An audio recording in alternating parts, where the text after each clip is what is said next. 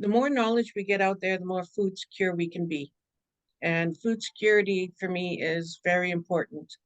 Many in the community in West Broadway where I was at, very food insecure, as well as on disability, many, they only get $3.95 a day for food. I'm sorry, it's $4 a day now. But $4 a day does not cover the the needs of people who already have medical issues, and it just compounds those medical issues.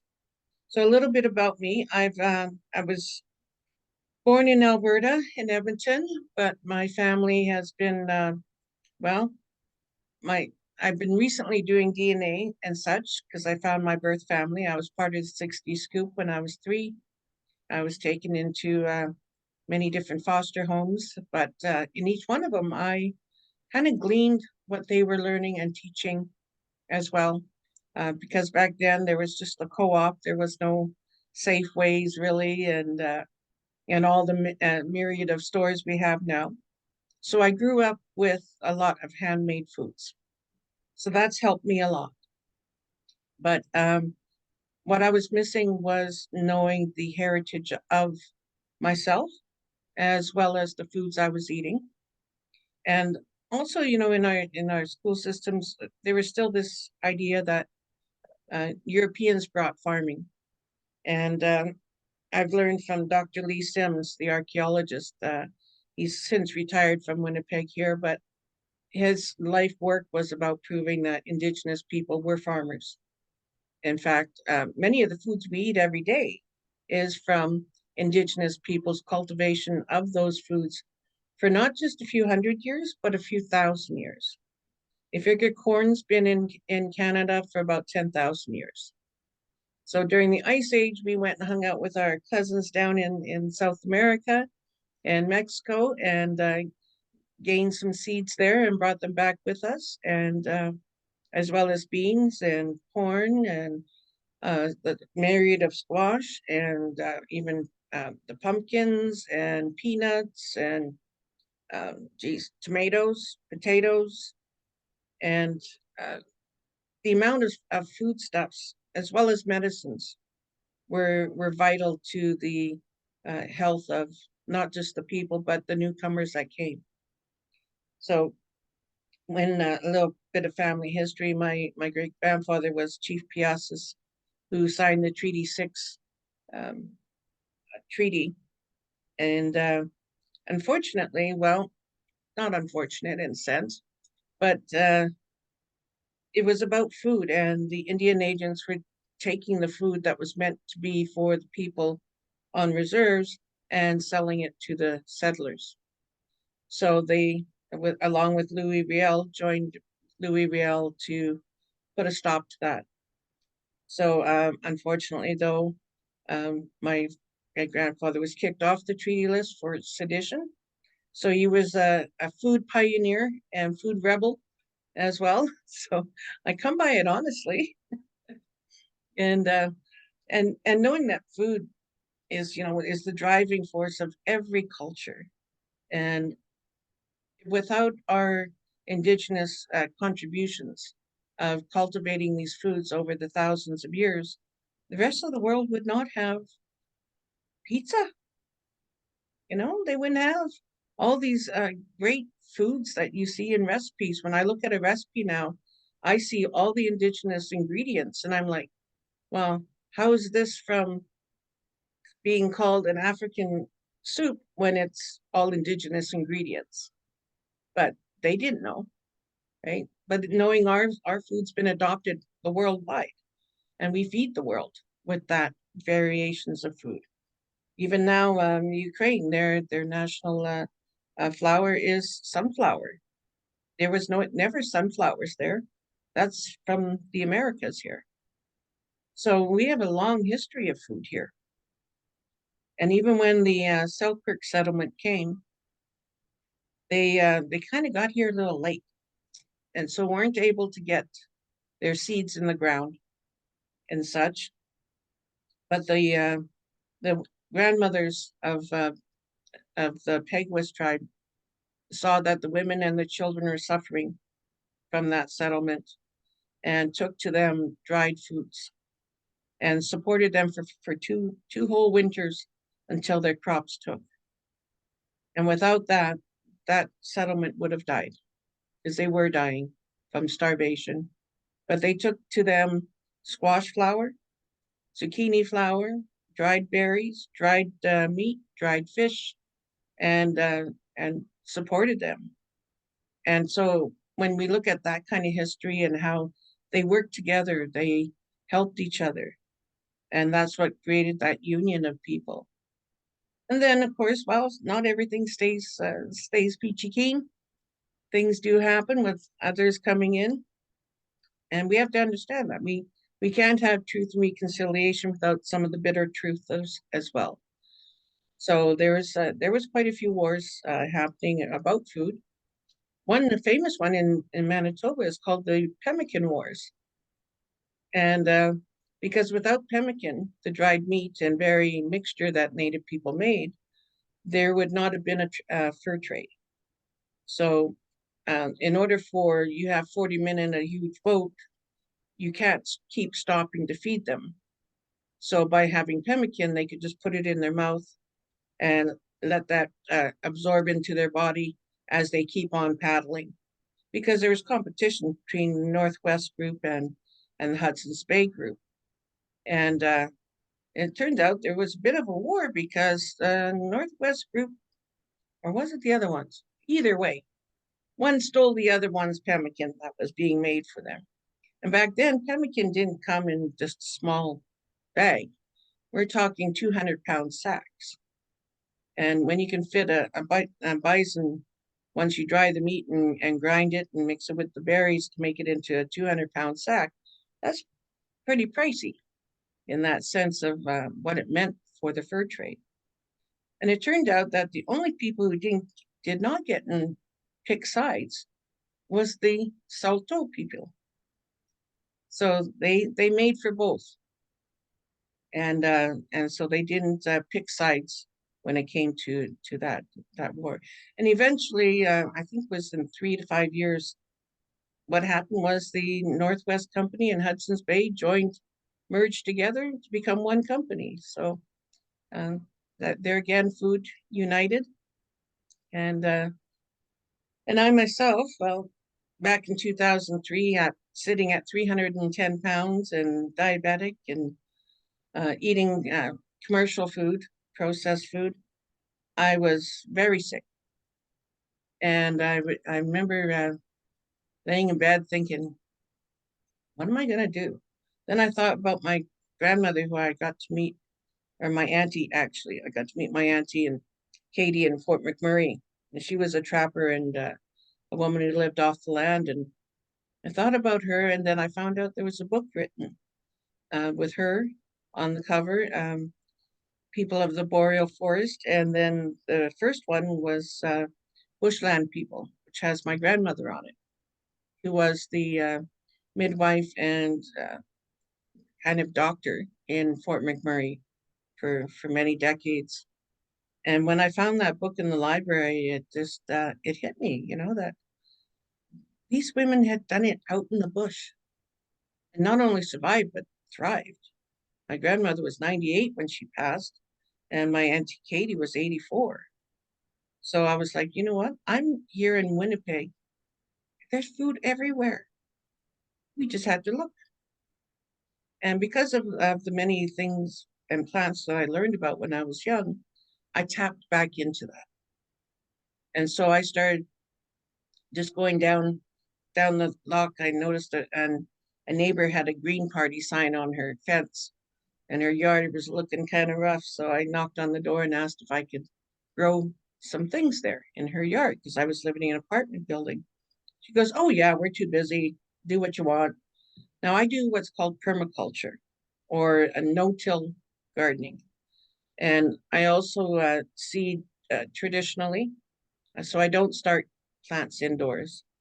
They become very dependent when you start them indoors. I find that they do better being direct seeded. So I've already seeded my garden last fall after the last hard frost.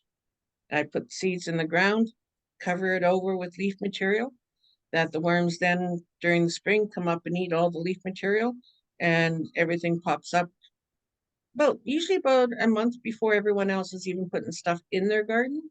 So I'm already eating my spinach and my greens and other things that I put in the ground, because that's stratification that seeds need. They need to go through a stomach of an animal or through stress of the environment. So even now, Seedy Saturday's coming up, and in Winnipeg here, and there's going to be a lot of seed exchange, and people think, oh, we gotta, wait until we can work the ground. Well, actually, you can mimic that method um, by just putting some. I just go to Dollarama and get some soil. They got bags of soil for a couple bucks, and you get milk jugs, poke holes in the bottom, put about this much soil, put your seeds in, water it, and just put it outside. Leave the lid off. Make sure you mark it, because that was my mistake first times I was doing it. I was like, oh, everything's green. I have no idea who's who. So I've learned to mark my things when I was doing that before I started just direct seeding. And so it's a great fun thing to do for kids too, because then you can see the plants emerging in the spring, and it helps to also what they call that when it naturalizes them for the outdoors, because they've already been outdoors. And all your seed banks around the world, they store seeds at minus 23 degrees Celsius anyway. That's what keeps them dormant. So by putting them outdoors at this time, it's not going to hurt them one bit. In fact, it's going to help them. And it's lots of fun, because then, you get to experiment with different seeds, and I've done it. So I know that it works. I've done it all the way up into Cold Lake, Alberta. Many years ago, I've done it across Canada, down all the way down south into California. And of course, everyone's like, "What is that crazy lady doing?"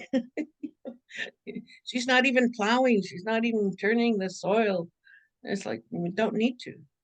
When you provide that soil the nutrients and the humus, which is leaf material that they need, the insects come, and the worms come, and the worms move that soil, and then they aerate it. So that way, by coming up through the soil, they eat the leaves and they bring that leaf material down into the soil, which holds the moisture.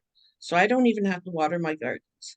I take care of a park in Winnipeg at 200 Yonge Street, Spirit Park. And I helped plant it 20 years ago. So that little pine tree I planted is now 25 feet tall, and it's a wonderful addition to the community, because we have Saskatoons there. We've got grapes, we've got cherries, native cherries. We'll be putting in native plums. We got Hascap berries. There's 30 plots, but 10 of them I've asked for the front 10 to be just for community members to walk through to eat from. The back 20 are for private, in a sense, plots, but I take care and manage the front 10. And I ask the community, what is it you would like to try? And every year it's been stuff that they can eat without having to cook it. So green beans, yellow beans, purple beans are the favorites. Zucchinis. I've not had a zucchini get beyond this length, because they're constantly being picked, which is great, because that's what I want people to do. Pick it, taste it. You're going to get that flavor. You're going to try something new. I had to introduce the lemon cucumbers, because at first everyone's like, that's not a cucumber, it's round. And then when they try it, they're like, oh my gosh, that's so good. So knowing that, many of these vegetables and such can be recultivated in our traditional ways has been a helpful for me to share with people, so they become more food secure as well. And so I seed throughout the season, and people say, what are you doing? You're seeding zucchini in July. I said, didn't you miss it? You should have been doing that in May. And I said, well, no, those ones are already growing. I'm seeding more. So I seed again in July. And within a month, that plant looks almost the same size as the one that came up in the spring. And people are shocked. They're like, that's crazy. I said, no, but it just works. So in August, I do bush beans. So that way I get a nice fresh crop of green beans in by the end of October, because most of what we grow is what they call cold crops. So they don't like to have the constant heat. They love it cool. They're fresher, they're tastier. I find I really don't like kale. Sorry. That's one that does not not one for me. But I found when it got the frost, it sweetened up really nice. So now even Brussels sprouts, they leave them on the stem till after the frost. So when they harvest them now, they're not bitter anymore. Now they're sweeter. So I've done that with cabbages as well. Take the initial cabbage head off and leave the root in. And even when it was snowing, I had leaves of cabbages coming up, nice and fresh and quite delicious. So thinking that we can only do things at a certain time is really not true. We need to get back to being the scientists that we all are and spark our curiosity of, what's going to happen if I do this? What can I do with that? So I've done it with Swiss chard. 5 years it grew in the ground. And that was in a raised bed at a schoolyard. By the end of the 5th year, I had the leaf that was from the tip of my finger to my shoulder. And then the stem was the same length. The thing looked like a banana tree. Everyone was like, what is that? And I said, that's my Swiss chard. And they were just blown away. Even I was like, wow. So things don't have to be taken out of the garden at the end of the season. You know, if you want carrots, leave it in the ground. The next year, it'll put out a flower and you'll have your seeds forever. So I don't buy seeds anymore. I let the plants produce the seed, because then I know that's a true seed.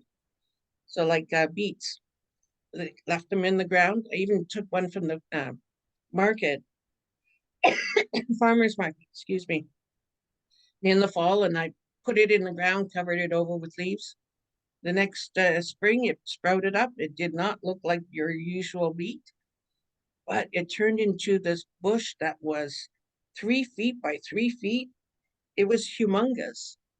Beautiful scented flowers. They were so tiny, such a tiny flower, but at 7 o'clock at night, every night, it would give off this scent that was just, I wish I could bottle it because it was just divinely wonderful of a scent. But then it produced the seeds. But if I was to disturb the soil, I would have killed the bees that pollinate those flowers, because big bees can't get into those little flowers. But our native bees, some are just so tiny. And finding out that there's over 800 different types of bees just in Manitoba, you know, we need to be able to give them their homes back. So by not tilling the soil, I got a lot of natural bees. So I have leaf cutter bees, because those leaf cutter bees make their homes in the leaf material that I put back onto my garden, because I snag from everyone's backyards. In the back alleys in the fall, I'm going around getting bags of other people's leaves. But in that leaf material are those beneficial insects, right?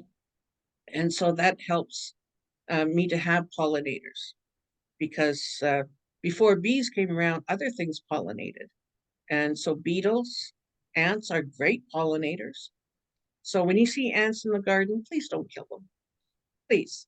They're not doing anything but making more aeration in your soil. They might snag a few seeds, but that's it. Just put more. I I find they are such a neat insect to watch and observe. And and so breaking away from the what we've been taught, or what we think we can only do here in Canada, um, it's been wonderful. I've not been in a store now for since 2003. So I don't have garbage, which is great. I got no more cans, no more boxes, no more wrappers. So when I want to do the seed saving or seed winter seeding, I have to knock on people's doors and get their recyclable containers because I don't have anything. But it's nice not having to take garbage out because with that growing of food, I found that, okay, how am I going to preserve it? I know if you can and pickle, you lose 60 to 80% of your nutrition. That to me is a waste of my time and money. And also, I have to buy a lot of salt, a lot of vinegar, and a lot of sugars. So I thought too, well, what did our ancestors do? And it reminded me of the Selkirk settlement and how the the people of Peguis took to them dried food. So I started to dry my stuff. And oh my goodness, I did 40 pounds of purple carrots from a farmer almost 7 years ago. And I'm not even halfway through. And so it goes a long way. And making your own dried fruit and fruit roll-ups, experimenting drying the tops of carrots. You know, when I get them, grow them, I don't toss them away. Oh, they're great to make a nice pesto. I like to dehydrate them and then I can just add water of whatever I want and mix it up. And I got a pesto for my breads and such. So stepping out of those norms, it's been a culinary delight. So horseradish leaves, oh my goodness, you want a good seasoning for meat? Whoa, it's just so delicious. And there again, just rehydrating it with whatever liquid you want. So like sweetgrass, I use that to cook with. It tastes like vanilla. So I make a tea from it. And then I have about a cup of the tea, usually about this much of a braid into a cup of water and then my slow cooker. Then I put my pickerel in it. Oh my goodness. I made fish tacos that were just blew my mind on the flavor in my mouth because I used the squash flour to make the tortilla and then uh, the sweet, well, I call it sweet cheeks. So I had pickerel cheeks and I did with the sweetgrass. I called it my sweet cheeks tacos.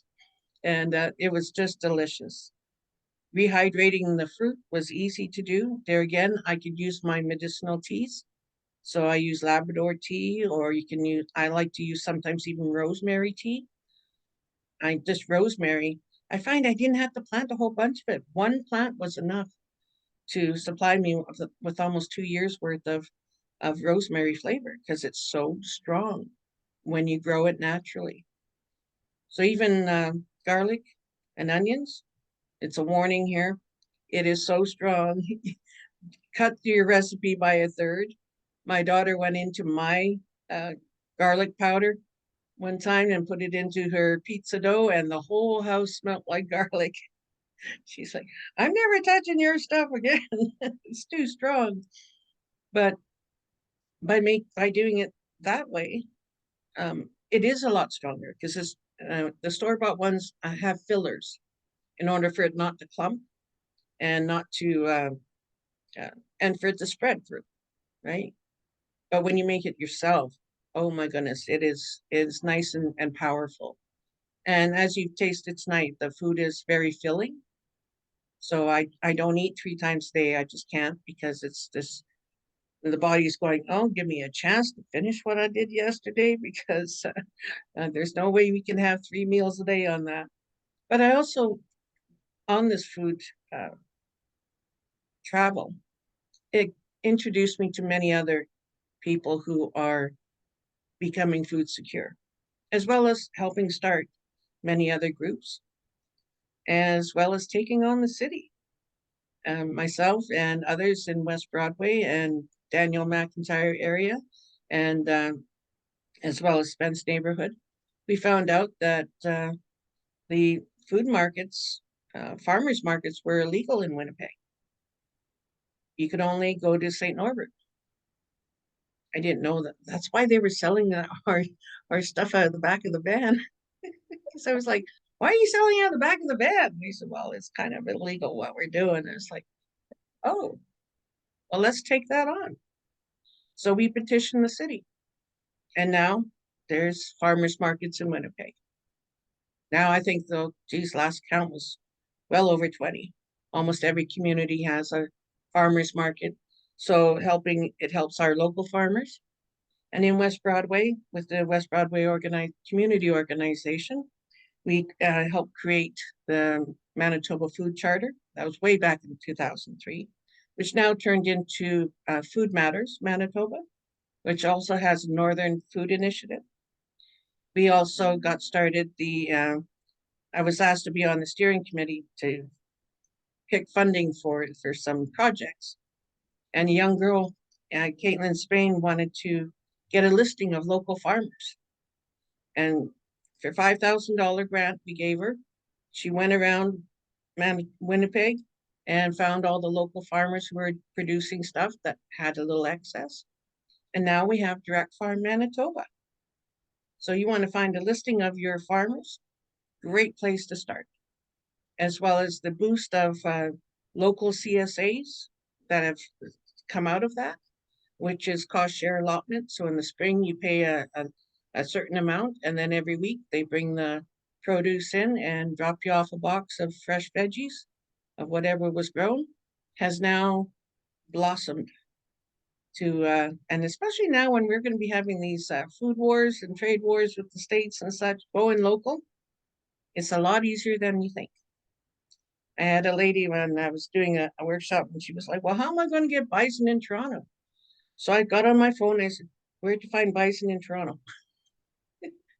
Sobeys. There's a Sobeys in Toronto that sells bison. We got bison selling in here in Manitoba. There's a co-op called Fireweed Food Hub, and they also got started from some young people that I did teachings with that started that co-op. And they source local produce, local meats, grass-fed meats, local bison. That's where I got my Arctic char this year. Oh my goodness, it was just delicious. As well as I got wild mushrooms from their local gatherer, as well as what do you call that? Cattail hearts. The center of the cattail, very nutritious. And oh my goodness, I put it in some pickle juice. Oh my gosh, that's it. I'm not doing cucumbers no more. I had pickle juice from a lady who gave me just her jar from her old pickles, and I just used the juice and added a little bit of maple syrup to it, and then put them hearts in there. And oh my goodness, what a delicious treat! And so, expanding our food source and food systems is more than doable, especially now with the internet. Oh my goodness, you can just type things up and say, where can I find morels? Well, I got a whole bunch of morels from that Fireweed Food Hub. Morels and pine mushrooms, chanterelles. Uh, the young man who goes out and gathers, he's um, a licensed mushroom gatherer. So it helps support local people who love to go out and do these things, right? And it also is, I found that with part of our changing the laws about food markets was that if it's dehydrated food, you do not need a licensed kitchen. So that's a little loophole. That is real nice to tap into. But so if you wanted to, and you have way extra squash or something, dehydrate it, powder it, you can sell it at market without having a licensed kitchen to have to do it in, right? And so there's a lot of ways that we can help others. So since I've been doing this, I also teach with schools. I have 13 stories. We tell about how the sea got over the mountain, which is about stratification. Right now it's about going squirrely. So watching the squirrels, when the squirrels are hanging upside down on the branches, they're testing the trees for sap. So when you see them hanging upside down, looking at the branch, that's what they're doing. They're licking the sap. So that's when you know when to tap your maples and other trees and birch and that, for your syrup. Okay, so it's a great I don't know, I just find it so liberating. And when I talk about food security, I'm food secure. Snowstorms can come and go. I don't have to worry. I got my store of dried goods, like you see on the table there. I got all my stuff in jars. Um, I got a lady friend who saves me those little packages she gets in her um, um, pet dog food and pills, and that is what they call desiccants. It's silica in those little packages, and I put that into those. Um, you can also, if you don't have those, clay balls, and there's a lot of clay in this city. Just go down by the river, make some up this summer, make some clay balls and dry them. You can put those into your dried goods to absorb any moisture and such. So it's been a wonderful experience to be food secure, and also to experiment with making, squash pancakes and mixing it with other greens, of my vegetable greens. I was at my daughter's one time and she had the smoothie mix. And I was looking at the ingredients and it goes, oh, beet greens and spinach and kale and quite a few other, green plant material. And I said, how much did you pay for this? She said, it's about a cup in I think she goes, $40. And I was like, oh, I got a 5-gallon pail of that stuff. Talk about rich. But with that veggie flour, I can make my own smoothies, or I can add it into my bread mix to make my flatbreads or my tortillas. That way I can get my vegetable nutrients, because when you dehydrate, you don't lose 60 to 80% like you do with pickling and canning. You lose 14. That I like better. Is losing only 14% of nutrition. It means it's only the water that is evaporating off your goods, right? You're not losing that nutrition. So with the squash flour, I share with people on Dehydration Nations. I just did some this week because I had another pumpkin someone gave me, and don't peel it because underneath the skin, that's where all the sticky stuff is. So I wasn't lazy per se. I was busy. So I didn't want to slice it and then dry it. So I just threw it in the blender and then later put it out on the silicone mats and put it in the dehydrator. It was done when I got up in the morning, put it into the blender, made it into a powder, and done. And I like that better. It's finding quicker ways to do things, and then also finding how cost efficient it is. A dehydrator, I've got a really big one. It's a 10 tray, but it's industrial type one. So it's 16 by 18, and it you can do about 50 apples sliced. And on the back is what they call an energy guide. So we looked it up online. What does this product use for hydro? And for a 24-hour run, $1. I like that. Don't have to spend the money that people think by having a machine run. And I found most things don't take 24 hours, other than eggs. Eggs and bananas. Those are the only things that do take a lot longer. But even so, most everything else takes way under 8 hours. So I usually only sleep from midnight to 5. So I put things in before I go to bed. I get up and they're done. Or I do it in the morning, put it in, go out for the day to visit the grandkids or other things, and I come back, it's done. Then I just put it in a jar. And I find it so much easier than people think. Because the first thing people tell me is like, oh, that's a lot of work. And I said, how? Machine grinds it, the other machine powders it, the other machine dries it. All I do is move it from one to the other and then in a jar, and I'm secure, right? So utilizing these tools has helped me, and I don't buy brand new. Can't afford those items brand new, so I thrift store. Actually, I got 7 slow cookers. I got Little ones, big ones. And I got a big one for doing my bone broth because I also make my own bouillon. So I cook my bones for a good 24 hours in my slow cooker. Take them out. By then, there's not much left but calcium. And then I put those bones back on the land because that's bone meal for the land. And uh, and then I reduce it down and then dehydrate it. You can put it in the fridge to get the fat to separate. Then I scrape the fat off. I save the fat for cooking. I never throw it out.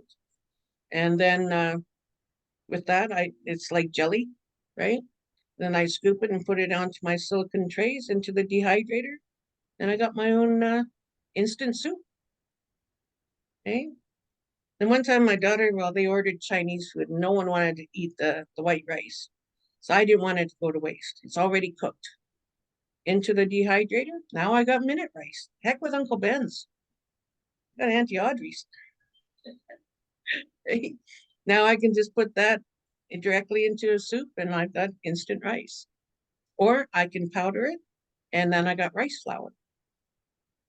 Right? So letting the machines do the work for you, it's great.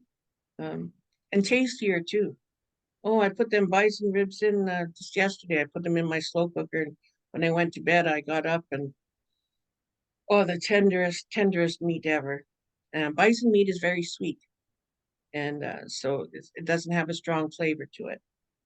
But my goodness, it right delicious. And then I can just I take the meat out, and the liquid I have left, I just add in some. I just go to my shelf unit and check out the jars. Okay, I want some dried radish in there, some bok choy, a bit of onion, a little bit of green peppers, maybe a bit of red peppers, some carrots, some potatoes.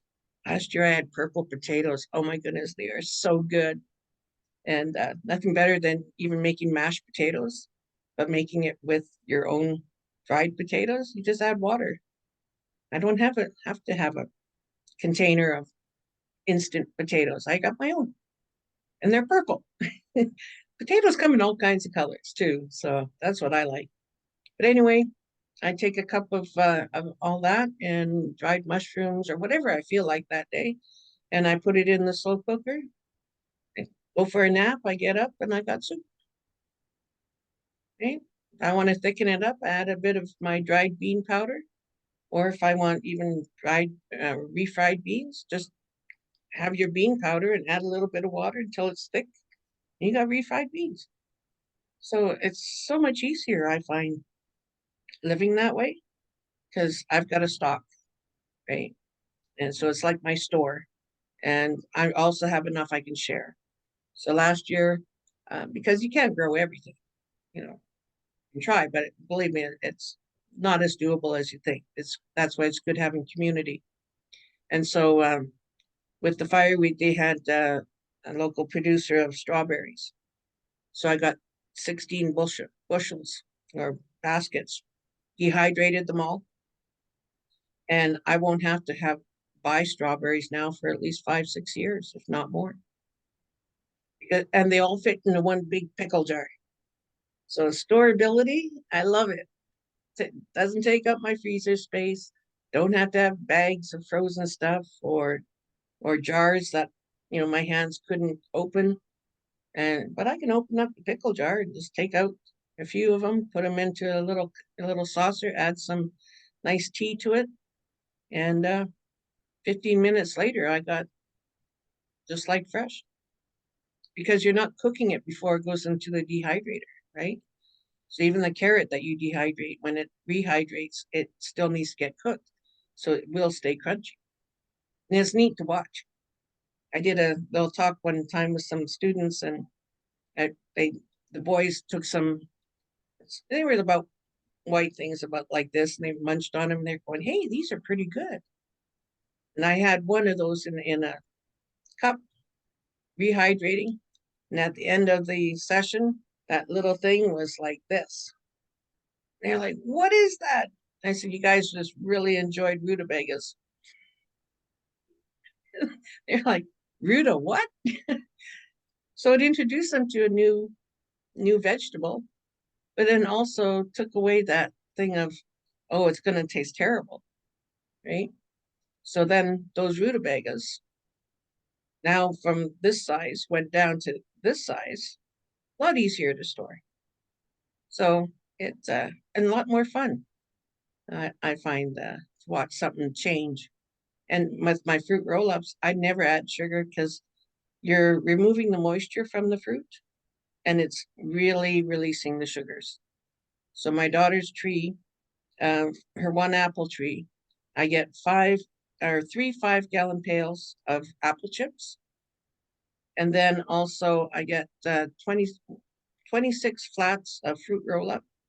And with those, I just put the apples in the slow cooker. There again, use that thing. Never mind all that peeling and everything. Just put them all in. They'll reduce down, strain out the seeds, done. And then put them in the dehydrator. And then we also gave away 30 bags of apples. And that's just from one tree. So you can get a lot of produce. And I share a lot. So I share with kids and people in my community when I teach at the garden. I usually bring some of that stuff for them people to taste, and watching their taste buds just go, whoa, that is intense flavor, right? And also letting them sometimes people going by, they're hungry. So we invite them over. Come on over, have some of this, have some of that. And it's a great feeling to be able to share that food. Because as they say, the wealth of a leader is not what the money you collect, is what food you can give away. So being able to give away this food, it's been a bonus for me in the sense of my spiritual health, right? Because I know that we all are have tight budgets, and it's getting tighter. But by sharing these methods of conserving our food and different ways to use it, it can go a long way. And so I'm glad I'm here tonight to share with you guys. You gotta shut me up because I'll keep talking. But I should leave some moments for questions because we're ready at 5 more minutes. So I know I filled your head with a lot of stuff. I was gonna but say you can hear a pin drop in here, Audrey. We're loving it. Do you want to list the 7 sisters or kind of introduce? Oh yeah. Ask that, yeah. Well, because many know of the 3 sisters, corn, bean, and squash, but there's actually 7, and each of them play a role in the garden in growing. The first one is sunroot, because she loves clay, she loves rough soil, and sunroots produce inulin, not insulin. So it's really great for diabetes and for gut health. Some know them as fartichokes because they do activate the gas in your gut. But as Auntie always said, it's getting rid of the bad gas. And then, but you can, if you cook it with a hard herb like rosemary and such, it gets rid of that. So there again, the science of the one chemical of the plant reacting to the other one to make it more palatable. But only have about 3 tubers a week, nothing more than that. I knew a guy who went and ate about 5 of them all at once, and boy, he was like, I just about exploded. But you didn't quite listen to all the instruction. So knowing small amounts, that's good. And so sunroot is the first one. And then we have sunroot and then sunflower. Sunflower would be planted as a wind barrier, but also there's the squash boring worm that goes after squash. But if there's sunflower around, it'll go after the sunflower, but not hurt the sunflower. And the sunflower also, they found it gets rid of heavy metals in soil, but it doesn't hold on to it. It actually converts into a beneficial um, material that our bodies actually do need. So like with arsenic, it turns it into selenium. And there was a documentary called Selenium Solution that actually proved it by using a special microscope in Saskatchewan that showed how lentils that were planted in areas that had higher amounts of arsenic in the soil actually had higher amounts of selenium. So plants don't hold on to those things. They change it. They change the molecular structure of these harmful things. So we got sunroot, sunflower, and then we got corn. Now corn, she acts like a trellis for the beans. But because she uses a lot of nitrogen from the soil, the bean actually puts nitrogen into the soil, but uses the corn to climb up it. But do try and put together ones that are compatible. I had a lady put in some Manitoba flint corn, which because we get wind here, we don't want tall corn. We want short corn, because that way it doesn't get blown over by the wind. But then she put a pole bean next to it. Well, geez, that poor pole bean had nowhere to climb. She goes, "What's this mess?" And I was like, "Well, you should have put some bush beans around there instead, right? Because then that bean, the legumes hold that nitrogen in the soil for the corn." And then Sister Squash, by planting her around those mounds of corn and beans, it helps to shade the soil, and so weeds don't take over so quickly, as well as a lot of the older varieties have prickly vines. So squirrels, they don't like to mess with those. I've seen it work. And squirrels, they touch it, they're like, that's too prickly. So it keeps them off of my corn and off of my beans, right? So a little diversion. And that's why they didn't have monocrops. They planted these plants together. So we got how many now? We got sunroot, sunflower, corn, beans, squash. Well, the sixth one is Sister Tobacco. And the reason why Sister Tobacco would be planted somewhat at a distance is because she can change corn. And Europeans call it smut. It's a fungus that grows on the corn. Usually it's because tobacco is close by. I knew a farmer out and he was complaining because he could never grow corn without getting the smut. And I took a walk on his land, and on the top of the hill was a whole bunch of wild tobacco. So all those years that tobacco was flowing down into the valley and onto his corn crop. But that fungus is actually, now science has shown how beneficial it is. It's called Eutacloche, and it would be boiled and used. It's like a truffle because it is a fungus, but it's right delicious. So I now get his son to purposely plant me some out on his farm. So that way I got my supply of Eutacloche, which is delicious in a soup or on tacos. Down in Mexico when I lived in Sacramento, they used it all the time. So that's Sister Tobacco, which is the sixth one. But then, because just like the seven teachings, you are the seventh sister. Because the land belonged to the women before the Europeans came. It was the women who guided the land. It was women who steered the planting, the women who steered what was to be gathered, when it was to be gathered.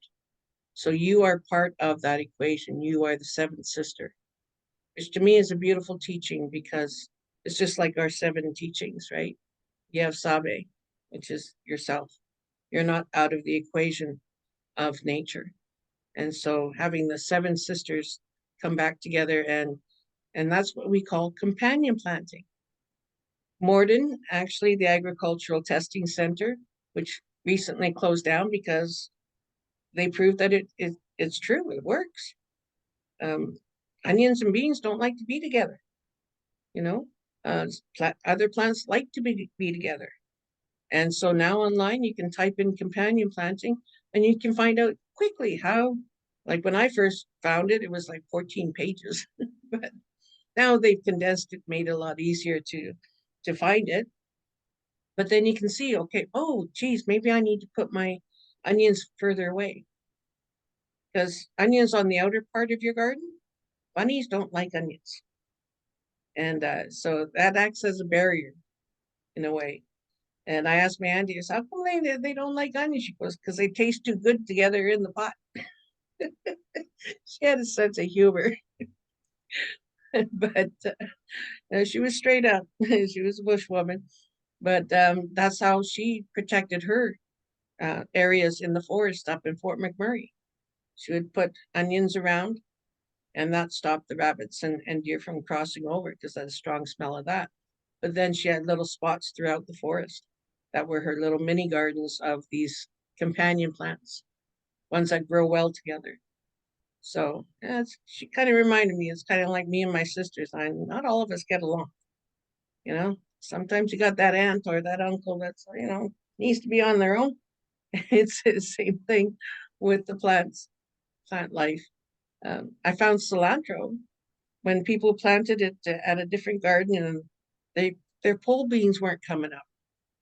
So I pulled out the cilantro and boom, pole beans came up. Now, see, even pole beans don't like cilantro.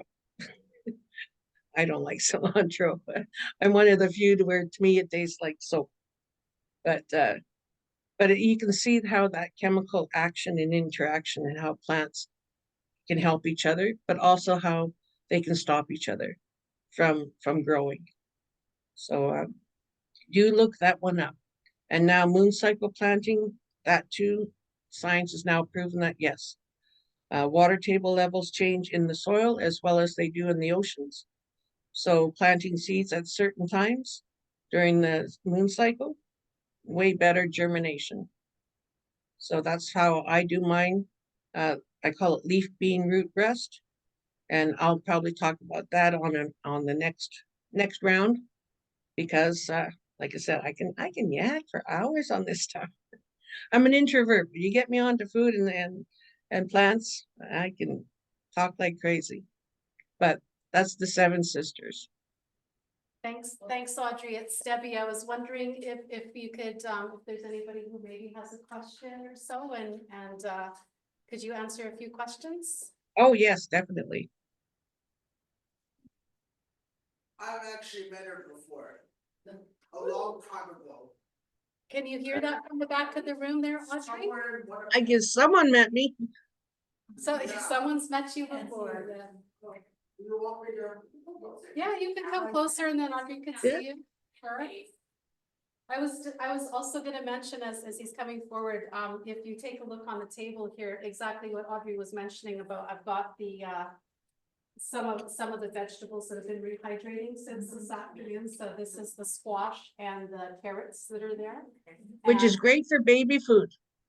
Instead of Yeah. buying it in the jar, you just rehydrate it and you got your own instant baby food. And then as she was talking about cooking things, I cooked, sorry, can you see that? I cooked Yep. my pumpkin and then made it into a puree.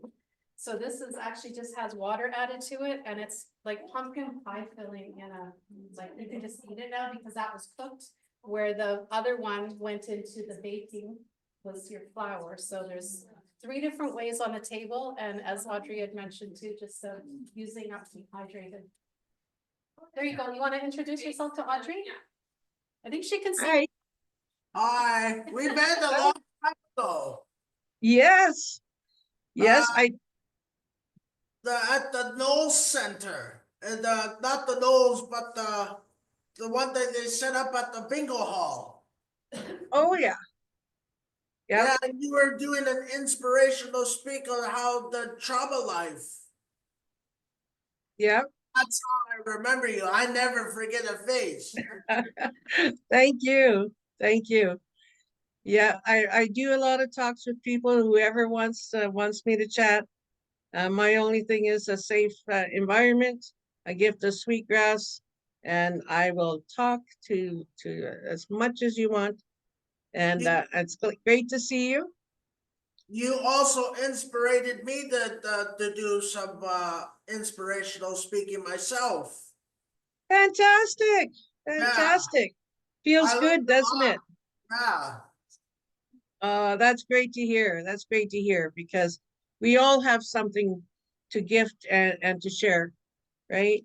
And by sharing that, all we're doing is sharing the goodness that Creator gave for us to do so. yeah. And now with the internet, I can share a lot more with a lot more people. And yeah, it's fantastic. I'll be doing one with the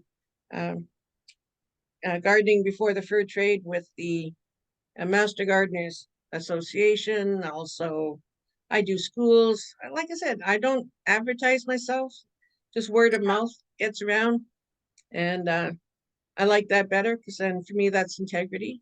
Because people know I live this way. I'm not just talking about it. That People can find you on the Facebook and the Instagram page for Dehydration Nations, right? So if you're in Dehydration Nations is where you can. yeah, find- I can't seem to access my Instagram, but I do have it on Facebook. And my name, I can't come up with fancy names for my Facebook, so it's just Audrey Logan. But do send me a message if you want to make friends, and that way then I can know who it is. Yeah. And but on Dehydration Nations, yes, we have, I think, about almost, well, 1,500 or I forget how many members. But on there you can see, like, I've done yogurt and all kinds of dried everything from dried meat, dried fish, and yeah, with that extra fish that I cooked, I couldn't eat it all, so I put it in the dehydrator. Now I got fish candy. Well, it's good seeing ya. Good seeing you too. Yeah, Looking good. yeah. Anybody have any question that they'd like Audrey to address or? No? We do have some squash prepared in the other room, Audrey, that we're all going to, if anybody who would like to take the time to cut it up and slice it to go into our dehydrator that we're gonna be using in workshop number 4. Just a little Well, sauce in there. yeah. Now, if you don't have a dehydrator, my first one was a south-facing window and just a regular house fan. That's all it was. If You know, our have- people had outdoor racks and just string it up on string outside during the summer. Yeah, And- nature provides the original solar wind power. We're very lucky, the recreation department, the Bolsonaro Recreation Department has 4 of the 9 trade dehydrators on, or 2 or 4, no, they have 2 to loan out. Yeah. So just like you could go and borrow skis or something. Yeah. Yeah, the rec commission, so you can get in touch with them, if you're ever looking to dehydrate something, to give it a try before you buy, so to speak. It's no cost, I think you just have to leave a deposit, so, yeah, that's just a plug for the Recreation Commission as well. As well as 2 years ago, we won an award from the Indigenous Environmental Group in Edmonton, and they gave us $2,500. We were like, well, do we buy people a bunch of food? Well, it's going to go right away. So what we did instead was we got a hold of the Northern Food Initiative, and they asked all their communities who would like a dehydrator. Okay, so then we went to Cabela's and we got a deal on 13 dehydrators, which they shipped up, and we were able to ship them all up, dehydrators for 13 communities, fly-in ones and such.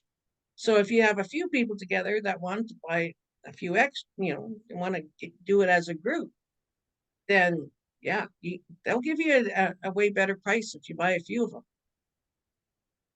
I just want to thank you, Audrey, because sharing your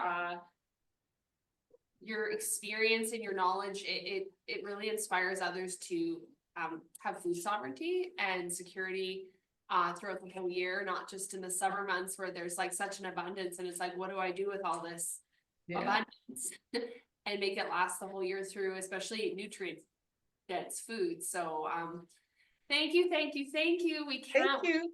learn more from you next month. I'm looking forward to it. Next month, I'll tell another story that goes along with the knowledge and such, and gives you time to think of things to ask me too, because I know I just flooded your heads with so much stuff that people are going, oh my goodness, I can't even think. But that's okay. More than happy to answer. You said that you can use horseradish leaves? She said Well, horseradish leaves, you can use them, because you had mentioned Oh. about trying it for, Wow. Yep. Oh yeah, it gives a whole new flavor to things. It's without having to dig out the root, because with I can't dig everything up, right? And But I used to grow up with doing horseradish, you know, on the Ukrainian farm, but we would go out there early spring and dig it all and grind it up and have all the windows open because, man, you cleared your sinuses and everything. But I had a neighbor and she had a whole bunch with just leaves, and I just cut those, dried them, ground them up. Wow, awesome for a rub on meat. For when I make my jerky and stuff. Wow. Thank you. Thank you so much, Audrey. Thank you. Thank you. And we'll see you next month. And like I said, experiment with things. The only thing is don't use store-bought root vegetables because they spray them with what's called debud. So when you rehydrate it, it's going to be bitter. So save up and get during the season when things are in naturally from your local farmer as well as what you grow. And it's a whole different flavor. My carrots are sweet, but if I use ones from the store, they're not. Right? So thanks again, and we better shut me up. Have a great evening, and Awesome. That was so awesome. Thank you. bye. see We'll see you you. next month. You bet. Thanks, Audrey. Okay, bye-bye. Bye.